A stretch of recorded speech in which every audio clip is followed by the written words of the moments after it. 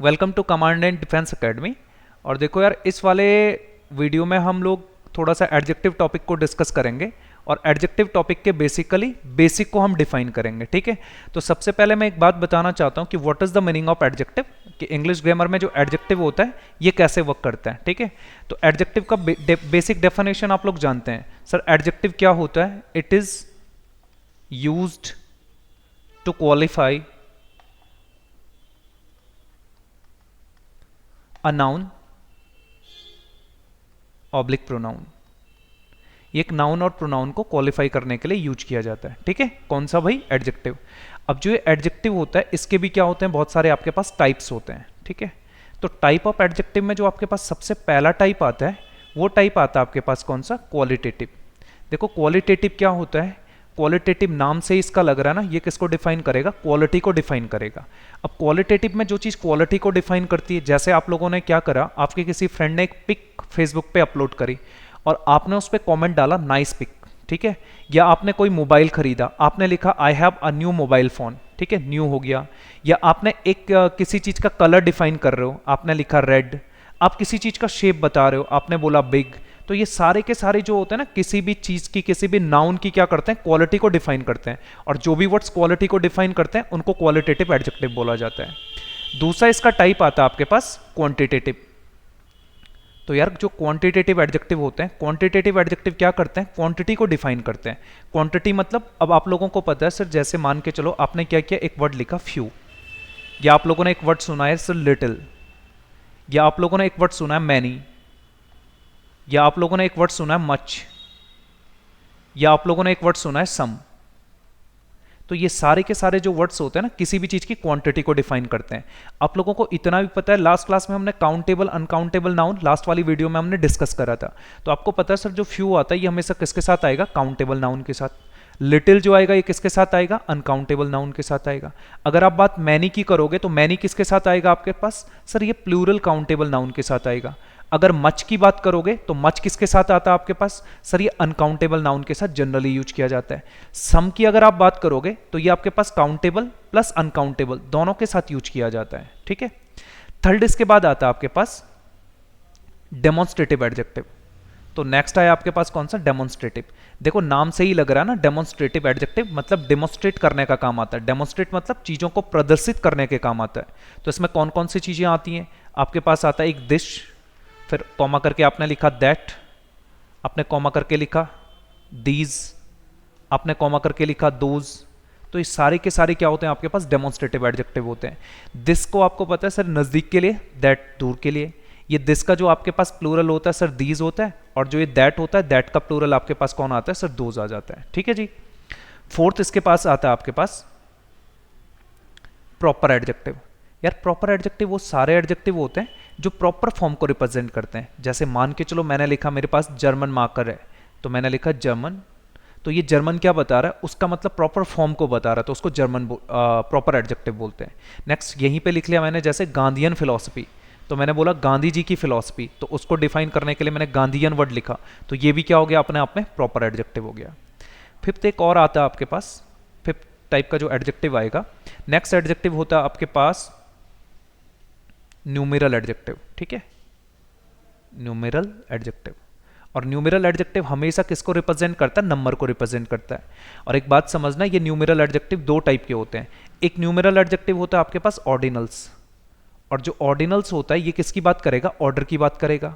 और एक होगा आपका कौन सा? कार्डिनल्स। जो आपके पास कार्डिनल्स होगा ये किसकी बात करेगा? काउंटिंग की बात करेगा। ठीक है, जैसे इसमें कौन कौन सा आता है आप लिख सकते हो सर। इसमें आता है आपके पास फर्स्ट, कॉमा सेकंड, या कॉमा सो ऑन टू, ये कहां तक जाएगा आपका? लास्ट तक जाएगा। ठीक है, नेक्स्ट आता है आपके पास कार्डिनल्स। कार्डिनल्स काउंटिंग की बात करता है।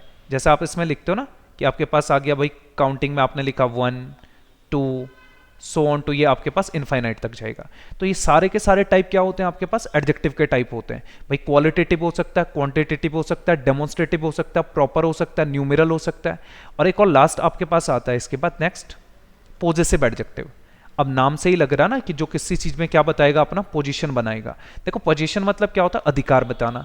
अब ये कौन कौन से होते हैं? जैसे मैंने बोला माई पेन, या मैंने बोला कि योर कार, या मैंने बोला आर कंट्री, या फिर मैंने बोला हिज होम, मैंने बोला हर बुक, या मैंने बोल दिया इट्स, या यहीं पे आपके पास आ जाता है कौन सा, देयर। तो ये सारे के सारे क्या होते हैं आपके पास, पॉजेसिव एडजेक्टिव होते हैं, हमेशा पोजीशन बनाने का काम करते हैं, ठीक है। अब इससे रिलेटेड ना हम कुछ थोड़े से हल्के से 2-4 क्वेश्चंस करेंगे और उसमें इस एडजेक्टिव के रोल को डिफाइन करेंगे, ठीक है। तो इसमें आपके पास सबसे पहला एक सेंटेंस लिखने जा रहा हूं, और जो भी मैं यहाँ पे सेंटेंस लिखूंगा ना, हम ईच सेंटेंस को ब्रेक करेंगे। और भाई दूसरी बात आती है कि sir why are we going to break all these sentences, भाई it is very important for our upcoming chapters. जो भी हमारे ग्रामर के कॉन्सेप्ट होंगे उनको समझने के लिए ये ब्रेकिंग ऑफ सेंटेंस मेथड काफ़ी यूज होता है, और काफ़ी हम लोगों के लिए मतलब हेल्पफुल होता है। आगे के जो भी कॉन्सेप्ट आएंगे इससे रिलेटेड होंगे, क्योंकि यार हमें पता है हमारे एग्जाम में जो इंग्लिश ग्रामर पूछी जाती है, और ग्रामर के लिए उसका बेसिक स्ट्रांग होना हमारे लिए क्या है, मस्ट है, ठीक है। तो इसमें इसके बाद सबसे पहले मैंने एक सेंटेंस लिखा, मैंने यहां पे सेंटेंस लिखा, मैंने लिखा शी बॉट दिस बैग, या she bought this bag for her son, ठीक है। अगला सेंटेंस लिखा she needs some food for her son,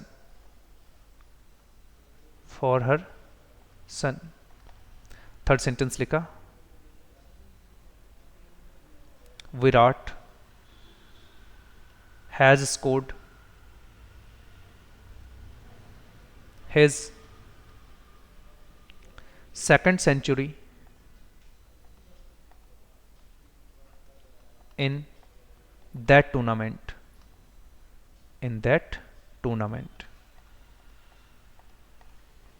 ठीक है।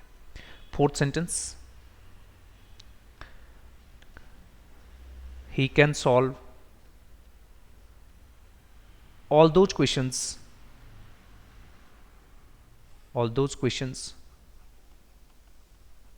in 20 minutes, ठीक है। अब जो ये पहला सेंटेंस है she bought this bag for her son, हम क्या करेंगे इसमें जितने भी हमारे पास वर्ड्स लिखे हैं ईच का ग्रामेटिकली ब्रेक करेंगे। तो पहली बात आप लोग को पता है सर, जो ये बॉट है ना, ये बॉट अपने आप में क्या हो गई सर, मेन वर्ब हो गई, और ये शी क्या हो गया, इसके लिए सब्जेक्ट हो गया। शी की ग्रामेटिकल प्रोफाइल हम लोग को पहले से पता है सर, ये क्या होता है अपने आप में, प्रोनाउन होता है।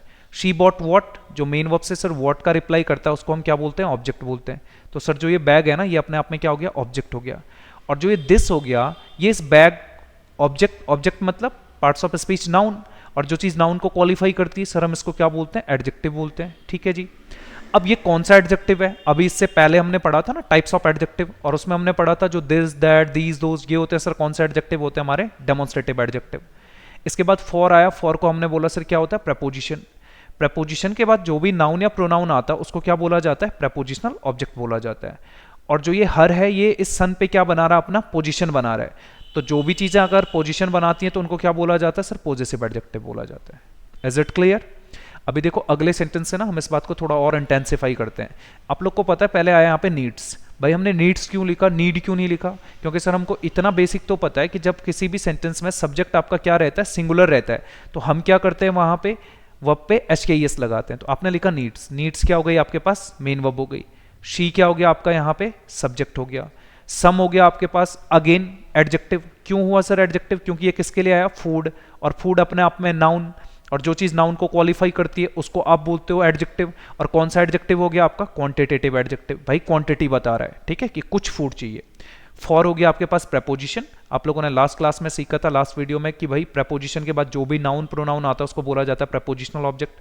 और ये हर अगेन हो गया, इस पे पोजीशन बना रहा, तो आपने बोला सर ये क्या हो गया, पॉजेसिव एडजेक्टिव हो गया, ठीक है जी। थर्ड सेंटेंस आपने लिखा Virat has scored his second century in that tournament. तो भाई जो ये विराट है ना, ये विराट हो गया आपका क्या, सब्जेक्ट। हैज हो गई आपकी हेल्पिंग वर्ब, स्कोर्ड हो गया आपका मेन वर्ब, हिज हो गया आपके पास पॉजेसिव एडजेक्टिव, और आपने लिखा सेकंड, ये सेकंड आपका हो गया न्यूमेरल एडजेक्टिव, ठीक है। अब न्यूमेरल का भी कौन सा टाइप, अगर आप इसको रिप्रेजेंट कर पाओ तो सर ये ऑर्डिनल एडजेक्टिव है, ऑर्डर बता रहा ना, फर्स्ट हो गया, सेकंड हो गया, इस तरीके से। और स्कोर क्या की थी सर, सेंचुरी स्कोर करी थी, तो इसलिए इसको आपने क्या बोल दिया सर, ये क्या हो गया आपका ऑब्जेक्ट हो गया।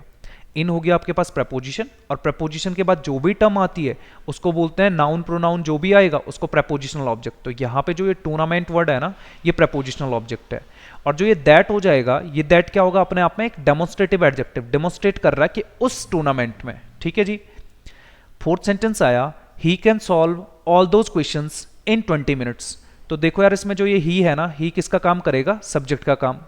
कैन हो गई आपकी मॉडल हेल्पिंग वर्ब, सॉल्व हो गया आपके पास V1, और ऑल हो गया आपके पास क्वांटिटी बता रहा है कि सारे के सारे, तो क्वांटिटेटिव एडजेक्टिव हो गया। ठीक है।